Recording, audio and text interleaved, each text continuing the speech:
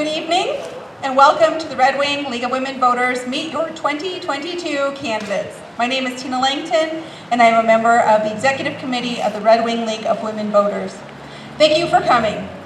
We'd like to give a special thanks to the candidates for being here and to our co-sponsors, the Red Wing Area Chamber of Commerce, Pier 55 Red Wing Area Seniors, Citizen Climate Lobby, Resilient Red Wing, American Association of University Women, and the Prairie Island Indian Community for helping us bring you this event. At this time, I would like to introduce our moderator for this evening's forums, Lisa Bailey. Thank you, Tina. Thank you everyone for coming tonight and welcome to the 2022 Meet Your Candidates event for the League of Women Voters, hosted by the League of Women Voters here in Red Wing, Minnesota. I have to say it's a great honor to be here tonight. I know just how hard it is to be a candidate, and I would want to ask everyone to join me in welcoming our candidates tonight for the first of our two forums tonight. We have our candidates for sheriff, candidate Marty Kelly and Joshua Hanson.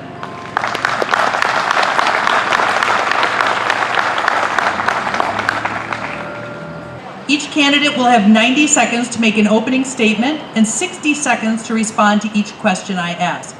Candidates will also have 60 seconds for a closing statement. Time is being kept by Randy Decker.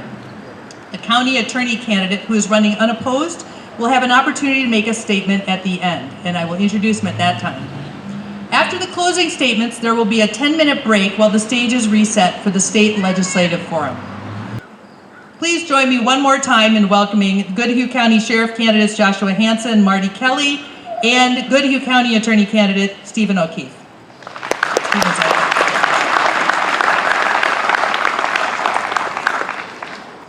All right, we'll begin with opening statements, first from Josh Hanson, followed by Marty Kelly. Good evening and thank you for everyone showing up tonight. I'm Josh Hanson. I'm running for Goodhue County Sheriff. I've got 2 decades of combined law enforcement, military experience. I'm a proven leader, not just in the military, but in law enforcement. I've worked both municipal and county law enforcement, worked multiple facets in all those agencies. My objectives are pretty simple. I want to bring leadership to Goodhue County for the entire public safety effort. And I want to bring a new vision and a new perspective for law enforcement moving on to the future. Thank you.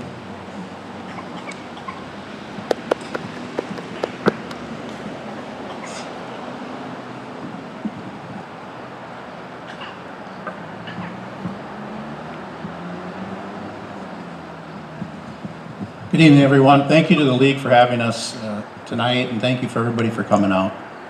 My name is Marty Kelly. My wife and I, Mary, live in Hay Creek Township. We have 5 adult children, 2 grandchildren. I've been in law enforcement for 5 decades, 34 of those in the Goodhue County alone, and 4 as your sheriff the last 4 years. I have a bachelor's degree from Mankato State University.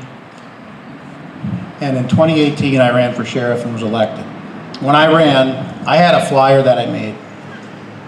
And I had some guidelines, or not guidelines, but points that I wanted to accomplish, some goals that I wanted to accomplish. And I put them on a flyer of mine, there are 5 of them.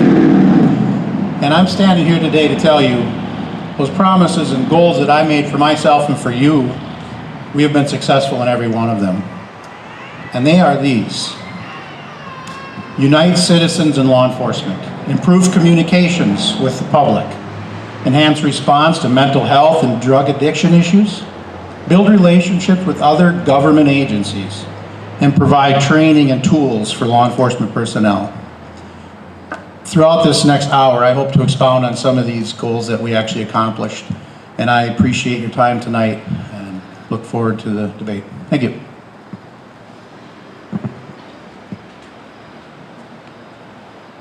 Thank you. We'll move on to the first question, and I'm going to ask Marty to speak first, followed by Josh. What do you see as the top 1 or 2 law enforcement priorities in our county? How do you propose to address these priorities? top priority in law enforcement today is mental health of our staff. In 2018 and 2019, when I came into office, not one of our patrol's deputies was trained in critical incident training. Not one. We now have 13, and every one of our deputies will be trained before I'm out of office. I tell people, we learned 30 years ago, or at least I did, how to put a gun belt on, how to put a vest on. What we didn't teach them was how to take it off when we get home. We need them to know how to talk about these issues that we see and be able to deal with it in a productive manner. The second issue that we face in Goodhue County and all around the state of Minnesota is hiring and retention, particularly in our adult detention center. We're not alone when I say we may be 6, 8 down at any given time, and every county in our area has the same issue. So those are the two main issues. Thank you.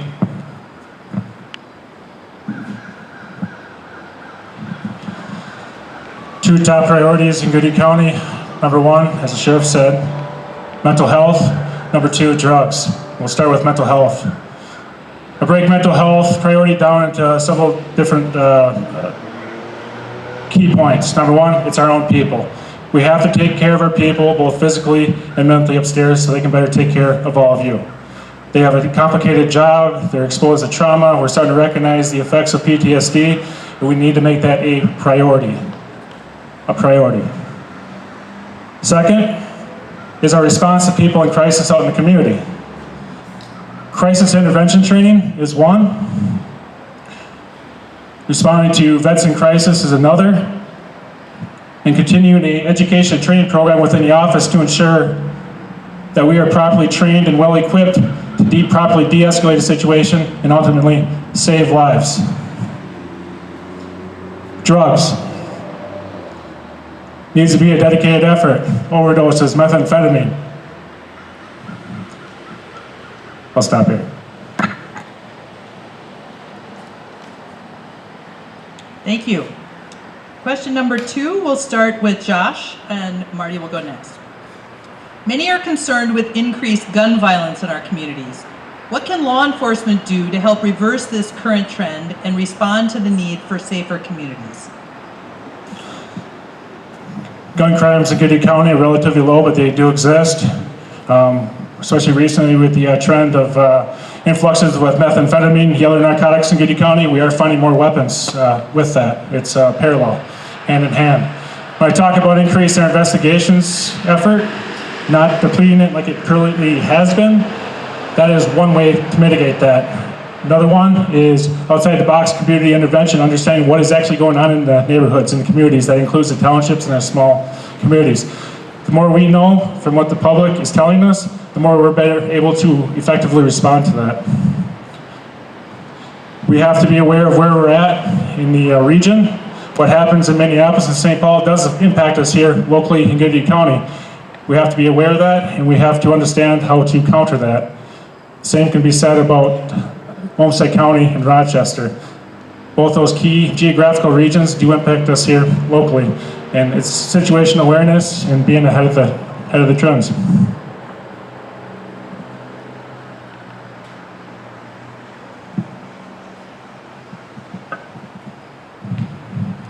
I'll say this about illegal weapons in our area. An informed community or an engaged community is an informed community. And what we've shown in the last 4 years of community engagement, getting our people involved, getting our people, getting our citizens used to our people, know who they are, to come to us with issues. And some of those issues may or may not be guns, but isn't it great where we live, Goodhue County? Some people ask me, what's the worst thing? And I said, well, drugs, possibly. That would probably be the number one issue. It isn't guns. Guns are way down the list, thank God. But we hear when there are guns out there, and we take responsibility for that. And we have a crack investigative unit that I will pay all day to take on those issues, and we're doing it well. Thank you.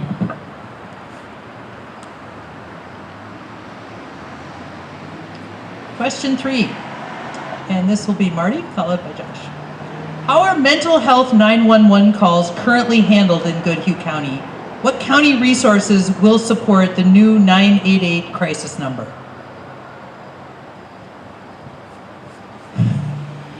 That's a great question. The best thing that I've done in 4 years was to hire a communications captain in charge of our PSAP, which is our public safety answering point. He has been instrumental in getting us up to speed with all of our technologies. As you know, we had 800 megahertz come 12 years ago, and all of that infrastructure is out of date, and he's been instrumental in getting that up to speed, and by the way, saving the taxpayers thousands of dollars in the meantime.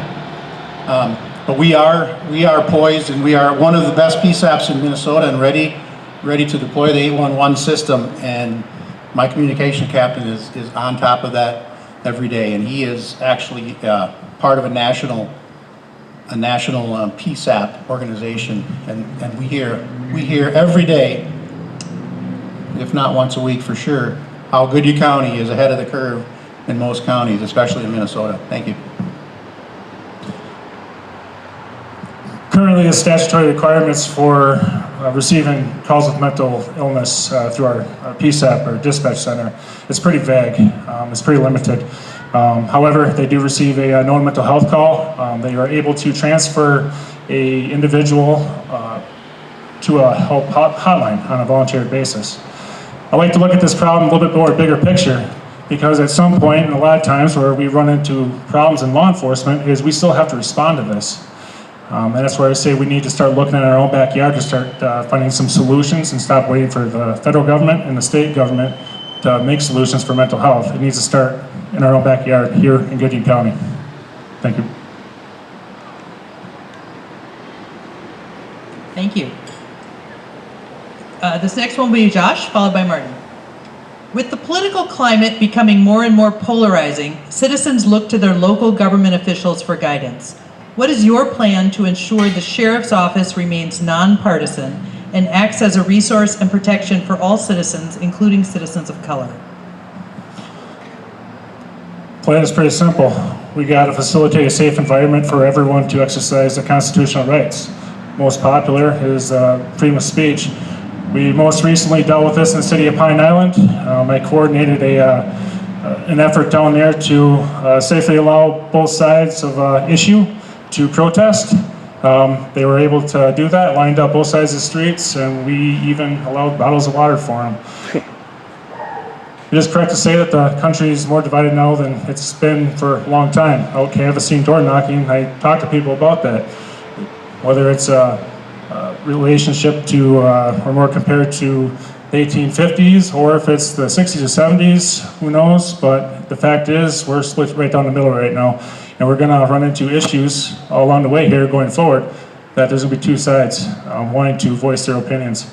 But we have to make an environment that's safe for both sides to do that. Thank you.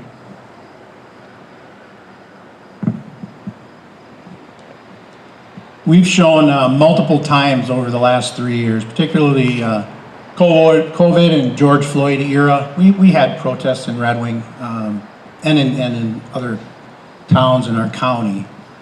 And law enforcement is and should never be partisan politics. We are the peacekeepers. We get called from both sides. We respond. We respond with common sense, and we treat people how we want to be treated. Now, we haven't had any pushback from any of the so-called protests we've had in the last 3 years in our county. In fact, I get phone calls often when we do have an event saying, "Thank you, Sheriff. Thank you for allowing us to voice our opinion, our concerns." And that's what we do. We are peacekeepers, and that is our job. Thank you.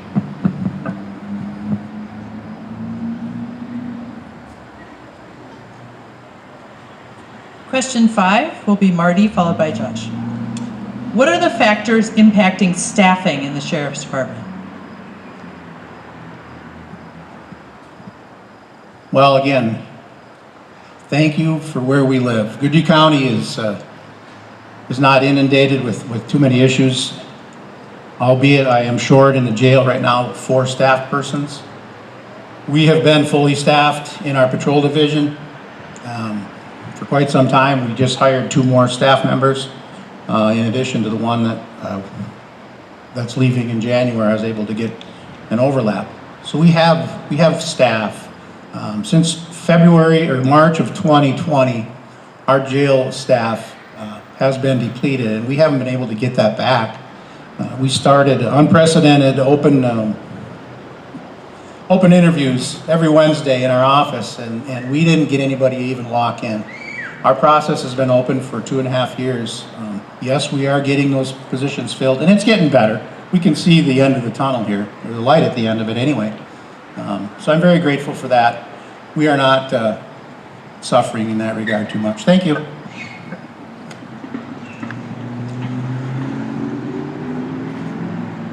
It has been a rough 3 years, 4 years for law enforcement since post George Floyd events up in the Twin Cities. For the Gooding County Sheriff's Office specifically, our men and women can handle the stuff that comes from the outside. The one piece that they do need is true leadership. They need someone that's going to stand up for them and someone that they trust. Currently, they lack that. We need true leadership for our men and women to go out and protect you. And my fear is if they don't get that leadership from the top, we will start seeing some of these issues with staffing. Thank you.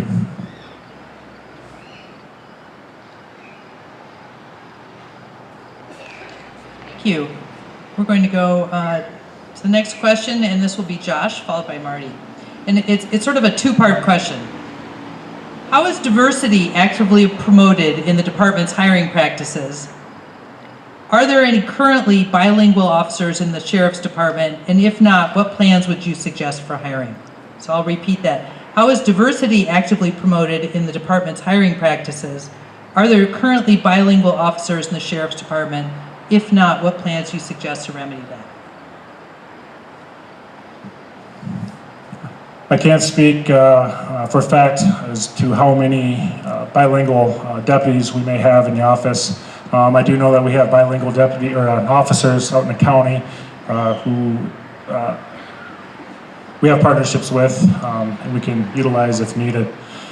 As far as diversity, I think currently I can't speak for what we're doing. I'm not involved in that process currently. Moving forward, I think we got to go outside the box with our recruiting. We got to go for a lot of different demographics and locations for the recruiting effort to bring those in here, and we have to make it attractive for them to want to work here as well. Especially in the region here when we have a lot higher pay just north of us and not much more of a commute and to the south. And it's going to be hard to bring those candidates in. Again, it comes back to having the leadership and having the quality work environment here to make it attractive. Thank you.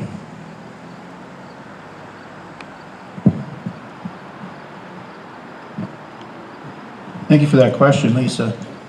I did have the leadership to think outside the box. For however long the Sheriff's Office has been around, we have not opened up our hiring process to come on in and interview for us. That is something that is unprecedented. And now again, we're not alone. I'm proud to say we have people of color in our jail system doing very well. We don't have that many actually apply, honestly. But when we do, they get just as fair shake as anyone else. As far as bilingual, we had one very fluent in the jail and he moved on. As far as patrol deputies, I don't think anyone's bilingual if they know a little bit. That would be it. So we just have to have the people apply. We are reaching out in multiple areas. We're going to be having a recruitment video this fall. So we're doing what we can to bring people in. The market is just not there at this time. Thank you.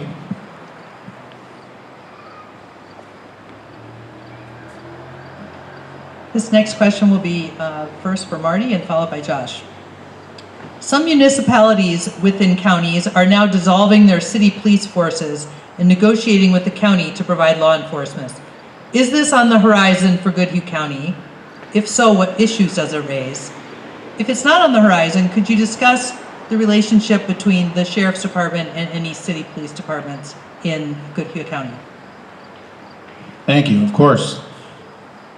I don't see that on the horizon for any acting offices at this point. The Goodhue County Sheriff's Office contracts with 4 cities in our county: Denison, Belchester, Pine Island, and Wanamingo. We have great working relationships. All 4 cities we are now on a 3-year contract. We updated it last week, or last year, I guess. Lisa, what was the second part of that? It was to discuss the relationship with the city police departments and the Sheriff's Department. Of course. So when I first got here, and I know I don't have many seconds left, but we weren't training with other police departments in our county, which didn't make much sense to me, because we were responding and they were our backup and we were theirs.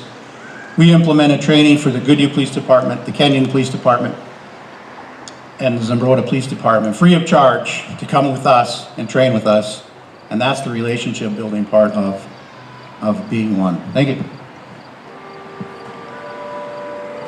As far as right now, I would agree with the sheriff that there's nothing immediately on the radar for future contracts. However, I think we need to be looking ahead, that it's always a possibility. As recruiting and retention becomes an issue even for the larger agencies, that situation amplifies for our smaller agencies, like our Goodhues and our Kenyons, and even larger agencies than that. So I think it's just something that we always have to kind of be looking for, and just maintain communication with the cities on that. And if it comes up, we have the discussions to establish a contract. It's happened before, and at some point it will happen again in the future. As far as the second question, as far as relationships with the cities, a lot of communication there. Could you repeat the question? Just to discuss the relationship between the city police departments and the Sheriff's Department. I was a patrol sergeant for many years out on the road, and I can say that operationally out on the road, the partnerships are great. And that would be something that I would bring to the table and continue to enhance. And key partnerships are going to be key to moving forward. Thank you. Thank you. This next question will be Josh, followed by Marty. When deputies respond to a traumatic crime of physical violence, what services can you offer to the victims? How are the deputies trained to do that? Would you make any changes? Domestic violence situation is probably the most common with the services I provided. Every victim of domestic violence is given a card, and they were also put into contact with resources such as the Hope Coalition. I'm actually a federal law enforcement agency, a FLETC, certified instructor for domestic violence response and victim advocacy and support. And I think that comes into the training and educational component in our office to inform deputies of how to properly give guidance to victims or those that are subject to domestic violence. Even if there wasn't an arrest made, how can they escape a situation and establish a safety plan and get the safety? So I would say education and training on that piece is how we're going to do it, and just build on the partnerships with the different resources is what we'll be able to offer them. Thank you.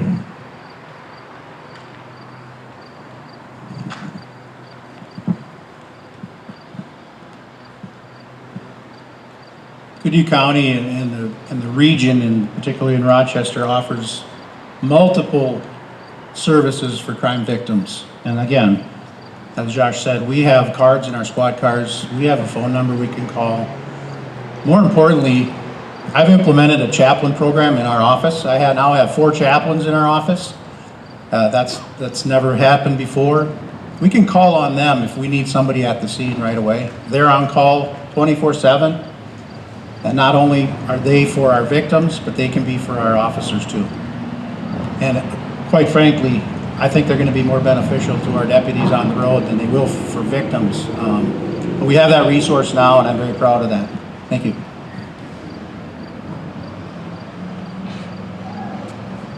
This next question will be Marty, followed by Josh. What practices are in place to immediately support deputies when they have been in traumatic situations? Well, I love that question too. Prior to my appointment as the sheriff, all we had was employee assistance program, which is fine. They dial a number and call. But what we've done in the last 2 or 3 years, we've implemented a peer support program. We have a peer support team now, where it is your peers within the jail, within dispatch, within the patrol division. They all went to specialized training. Our deputies know that they can go with confidence and confidentiality to these staff members, and they know who they are. Secondly, we have a crisis response team from Southeast Minnesota that responds, and we have debriefings after nearly every critical incident, car crash, drownings, child deaths, and so on. So we have the resources now. Thank you. I would say currently in the Goody County Sheriff's Office, especially for our patrol, we have no such support that is effective. The sheriff is right in that we attended peer support training. What the sheriff is not telling you is that there was no follow-through after COVID to actually implement in the office. At this point, it's a political speak. What needs to happen is we need to prioritize this. We have a chaplain program that we need to see further follow-through. For those that don't want the religious path, we need to also have other avenues for assistance.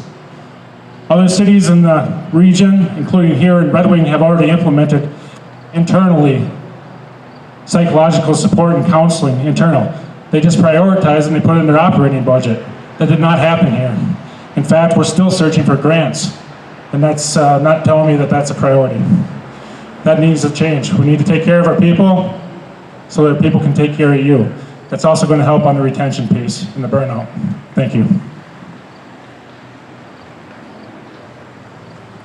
Marty has indicated he will be doing a rebuttal statement. So quickly, we can't blame everything on COVID. We have done everything that we can do with our peer support. And we knew going into this, because I talked to a good friend in State Patrol, peer support takes 2 years. 2 years to have our staff be ready to talk about it. And yes, I have it in the budget next year for a checkup from the neck up for psychology treatment or consultations with our deputies. $60,000. Yes, we are in a grant. We're trying to get a grant. If I don't, it's in our budget. Thank you. And now we'll have, the next question will be Marty, followed by Josh. What are the biggest issues facing the jail, and what are your plans to address them? Well, as I stated before, staffing currently is an issue. But what I am proud of is when COVID happened, we saw the writing on the wall that the state wasn't going to be giving us any more inmates, the DOC inmates that we had. At the time in March, we had 30 inmates from the DOC. And everybody was gonna shut down. What I did, we also had 7 staff members leave prior to COVID. What I did was shut a 60-bed unit down over there, asked the state to take back 15, and that I would keep 15 of their inmates. And we were able to do that without adding staff. Have we had to add staff this year now? Yes, I have asked, and was approved for 4 more, but we haven't been able to hire them yet. I'll stop there. Thank you. The jail has always been a challenge, and it always will be a challenge. It's the staff in a jail, as appreciated as they are, it is a difficult job. The work conditions are challenging, and it's just simply not attractive all the time. As far as fixing the issue, I do have a plan, and one of the key points of that plan is starting with inclusion. And what I mean by that is oftentimes in the sheriff's office, we get broken up into our divisions and our sections.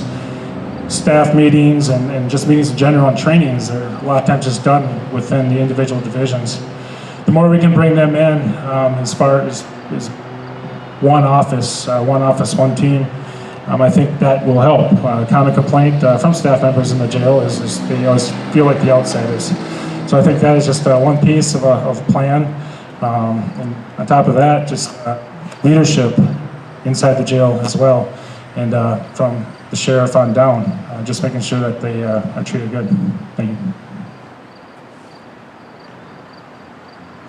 And I apologize, I got out of order there with the rebuttal statement, so I'm going to ask Josh will take the next two questions first. What type of training for your deputies, or the deputies, is out there on the cutting edge that you would like to see implemented, and why? Training and training requirements, they change weekly, if not daily sometimes. Right now, we need, the buzzword is de-escalation.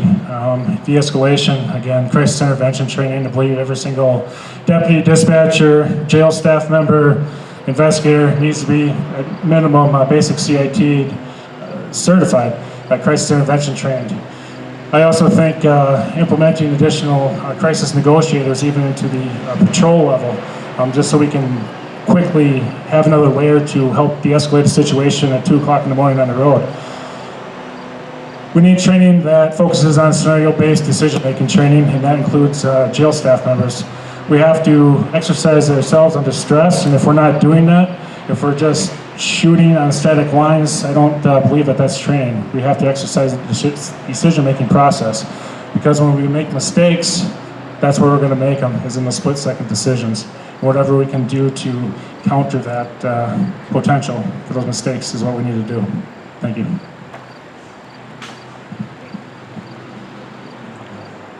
As I stated earlier, when I first got here, patrol, not one, was trained in critical incident training, and that is critical. We now have 13, as I said. We had several trained in the jail, and I didn't know why. Well, I knew why they were trained in the jail, but I didn't know why we didn't have any trained on the road. So we have implemented that. We have multiple crisis negotiators, 5 or 6, 7 possibly. And if we need more, we will get more. But as far as cutting edge training, we need to get to the basics. We have to just do law enforcement, how law enforcement is meant to be. We have all the equipment that we need at this point. At some point, the discussion will be about body cameras, and then we will have to train on that. Thank you. And this will again be Josh, followed by Marty. What outside organizations does the Sheriff's Department actively work with, and how do you connect with them? I'm currently the Goodie County Emergency Management Director. I connect with many federal, state, and local partners. That brings them into the law enforcement effort, fire effort, EMS, and agriculture community. And as far as the Sheriff's Office specific on the road, there's a lot of organizations inside the city right over here. Hope Coalition. We have a lot of victim advocacies, services, as well as training consortiums and partnerships there as well.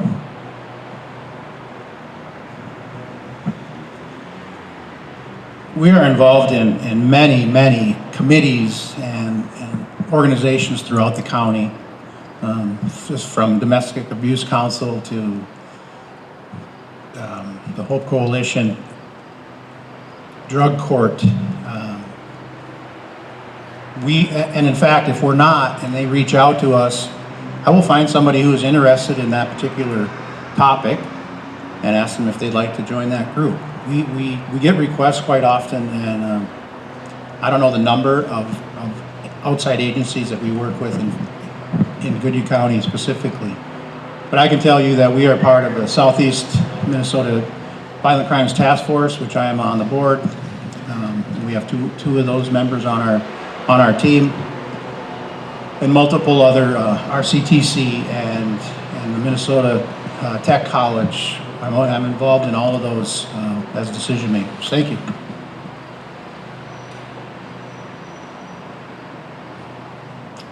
Well, believe it or not, we've reached the end of our questions, and I'm going to ask our county attorney candidate, Stephen O'Keefe, to come and join the candidates for the closing statements. And we will have Marty Kelly first start. Well, let me look back at how we did the openings.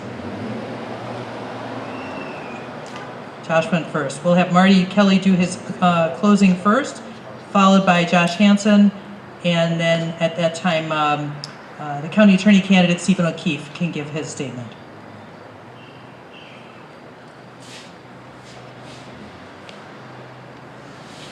Well, thank you again to the league and for everybody coming out tonight. We had a lot of information. I didn't even get into statistics with you, but I have them all if you want to meet me later.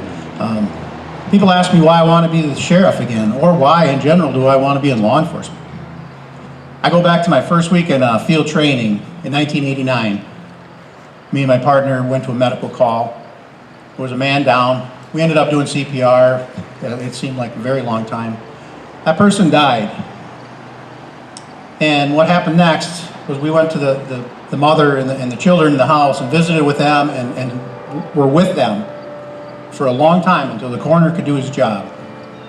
I didn't know how significant that was in my life and my career path until I got a card in the mail from the spouse a week later saying, "You made a difference in my life." That's been my life's calling. I didn't know I wanted to be a police officer when I went to college. I changed my major when I was a junior. But this is my life's calling, and I am going to be here for you like I was for her. Thank you.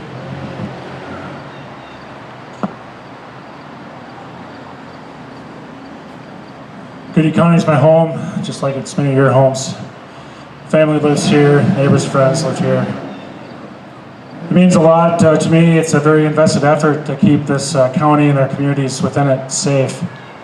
In order to do that, I believe that we need to really shift our priorities. We need to look at what's important now. We need highly trained, professional deputies, ADC, this is the entire public safety effort, and it's going to take leadership to do that moving forward into what we have coming next.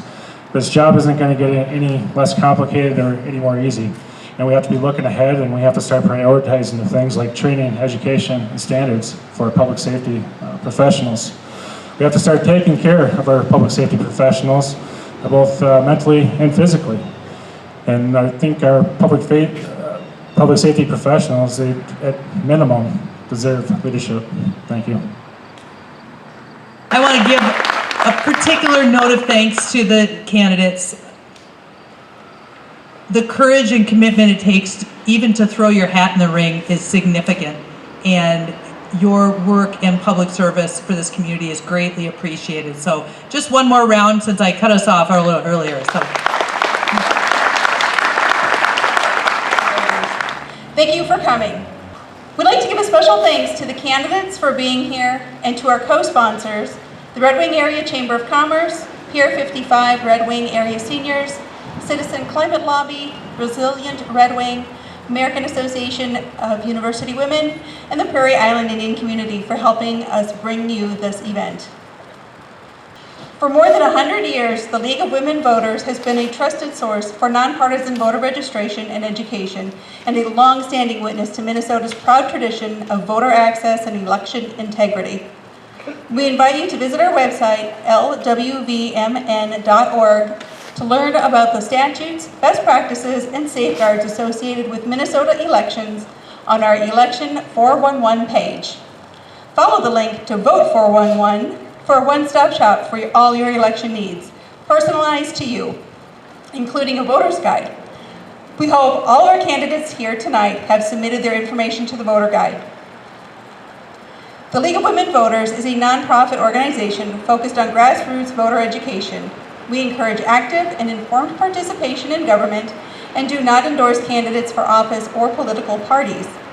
The opinions expressed tonight are those of the candidates and not those of the League of Women Voters.